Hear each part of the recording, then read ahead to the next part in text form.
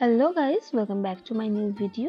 আজকের ভিডিওটা তাদের জন্য যারা তোমরা ওয়েট মেনটেন করছো, মানে ডায়েট করছো, আর যারা তোমরা ভাবো ডায়েট ফুড মানে একদমই টেস্টলেস, তাদের জন্য কিন্তু আজকের ভিডিওটা। তো প্রথমে আমি একটা কড়াই নিয়ে নিয়েছি, হাফ চামচ মতন সাদা তেল, আর তার মধ্যে দিয়ে দেব অল্প একটু বাটার। এটাও প্রায় হাফ চা চামচের কাছাকাছি আছে।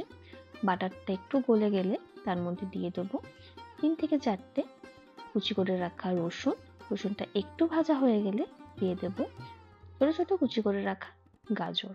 গাজর যেহেতু সেদ্ধ হতে একটু সময় লাগে, তাই আমি অন্য সবজির আগে গাজরটা দিয়ে দিলাম। গাজর একটু ভাজা হয়ে গেলে দিয়ে দেব capsicum, yellow bell pepper, red bell pepper, সাথে দেব কুচি করে রাখা পেঁয়াজ। দেখো, সবজিগুলো কিন্তু তোমরা তোমাদের পছন্দ মতন নিতেই পারো।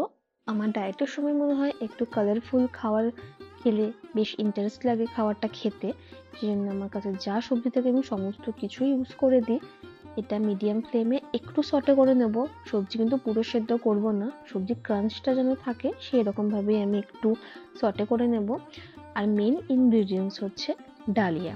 ডালিয়াটা কিন্তু আমি রান্না করেছি বেশ ভাতের মতোই, মানে বেশি জল দিয়ে ভালো করে সেদ্ধ করে জলটাকে ঝরিয়ে নিয়েছি। দেখো কতটা ঝরঝরে হয়ে গেছে। এবার দিয়ে দেবো স্বাদ মতো নুন আর একটু গোলমরিচ গুঁড়ো। এবার আর কিন্তু কোনো কাজই নেই, মিডিয়াম ফ্লেমে আমরা খুব ভালো করে একটু ভাজা ভাতের মতো ভেজে ভেজে নেব।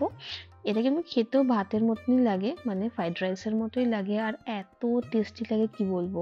মানে যারা তোমরা ভাবো যে হেলদি খাবার মানেই সেটা টেস্টি হবে না, তাদের জন্য এই রেসিপিটা অবশ্যই ট্রাই করবে তোমরা।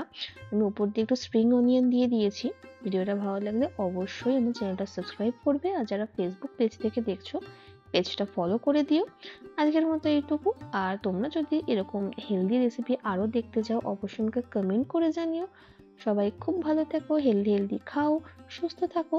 Thanks for watching.